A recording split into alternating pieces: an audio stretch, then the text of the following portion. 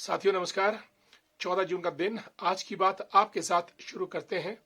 दोस्तों, आज विश्व रक्तदान दिवस है, तो क्यों ना हम इसी विषय पे आज आपसे बात करें। वर्ल्ड ब्लड डोनर्स डे यानी विश्व रक्तदान दिवस। रक्त या खून जिसे आप कहते हैं, मानव शरीर का एक अभिन्न हिस्सा है और किसी भी शरीर में तकरीबन 5 लीटर खून होता है। तकरीबन 8% ऑफ योर बॉडी वेट, जितना आपका वजन रहेगा उसका 8% आपका ब्लड रहता है। ब्लड लाल रंग का होता है, सुर्ख लाल, और इसलिए कभी हमको डराता भी है। नेताजी सुभाष चंद्र बोस ने देशवासियों से कहा था कि तुम मुझे खून दो, मैं तुम्हें आजादी दूंगा। खून को नारे में इस्तेमाल करने वाले इस वीर पुरुष ने हमको खून के बारे में, उसकी अहमियत के बारे में बताया कि खून कितना कीमती होता है। कहावत भी है कि जहां तुम्हारा पसीना गिरेगा मैं अपना खून बहाने को तैयार रहूंगा, यानी खून से ऊपर कुछ भी नहीं। और जब हम मानव शरीर की बात करते हैं तो मैं समझता हूं खून, ब्लड, रक्त अल्टीमेट है, और खून का बहना, खून का जाए जाना मनुष्य को सदा के लिए मौत की नींद में सुला देता है। मानव शरीर के अंदर खून का मुख्य कार्य ब्लड स्ट्रीम्स, जैसे कोई नदी बहती है, दरिया बहता है, उस किस्म से खून हमारे शरीर में बहता है। और नदी अपने साथ गंदगी और सब चीजों को बहा ले जाकर हमेशा स्वच्छ रहने का प्रयास करती है। और जो पानी गंदा हो जाएगा वहां पे कीट पतंगे, सड़ांध वगैरह पैदा होकर उस नदी को या झील को ही खत्म कर दिया जाता है। वही हाल मनुष्य के रक्त का है।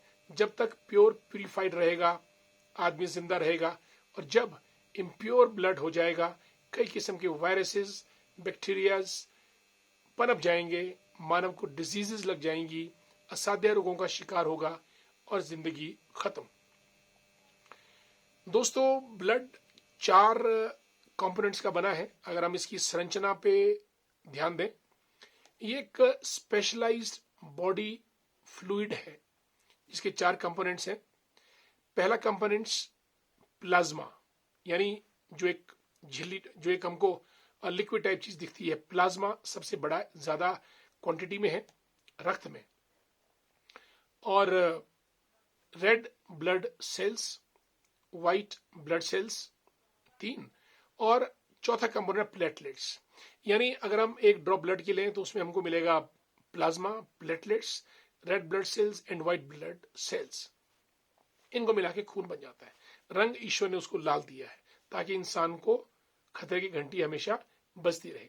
दोस्तों, ब्लड का काम है ऑक्सीजन और न्यूट्रिएंट्स को अपने साथ फ्लो करके शरीर के विभिन्न टिश्यूज को प्रदान करना ऑक्सीजन, ताकि टिश्यूज जनरेट होते रहें, सेल्स जनरेट होते रहें और मानव शरीर काम करता रहे। ऑक्सीजन की सप्लाई लंग्स तक ले जाना और फिर लंग्स के द्वारा साफ ब्लड को प्यूरिफाई करके पूरे शरीर में पहुंचाना और मेटाबॉलिज्म को एक्टिवेट करना। और जब बॉडी का मेटाबॉलिज्म एक्टिवेट होता है तो कार्बन डाइऑक्साइड पैदा होती है, और यही ब्लड कार्बन डाइऑक्साइड को भी लंग्स में लाता है और वहां से एक्सहेल करके सांस के द्वारा कार्बन डाइऑक्साइड बाहर निकल जाती है। तो ब्लड का स्थान बहुत अहम है। 14 जून को मनाया जाता है क्योंकि इस दिन कार्ल लैंडस्टाइन, जिनको शरीर विज्ञान के क्षेत्र में 1930 में नोबेल प्राइज मिला था, क्योंकि उन्होंने एग्लूटिनिन नामक कंपोनेंट्स के बेसिस पर ब्लड को 3 ग्रुप्स में डाला था, A, B and O positive, blood का जो वर्गीकरण किया। इससे हमको मदद ये मिली कि हम ट्रांसफ्यूजन, जब हम किसी को ब्लड डोनेट करते हैं तो ब्लड ग्रुप के हिसाब से करते हैं और एक साइंटिफिक प्रोसीजर ब्लड ग्रुप का बनता है। इसीलिए आज 14 जून को ब्लड डोनेशन कैंप ऑर्गेनाइज करते हैं और ब्लड डोनर्स डे मनाया जाता है। दोस्तों, ब्लड करना, रक्तदान महाकल्याण। लाखों लोगों की मृत्यु रक्त की कमी के कारण हो जाती है। हालांकि ब्लड बैंक्स भी है, इमरजेंसी ब्लड बैंक्स भी रहते हैं, लेकिन फिर भी ब्लड की आपूर्ति पूरी नहीं हो पाती है।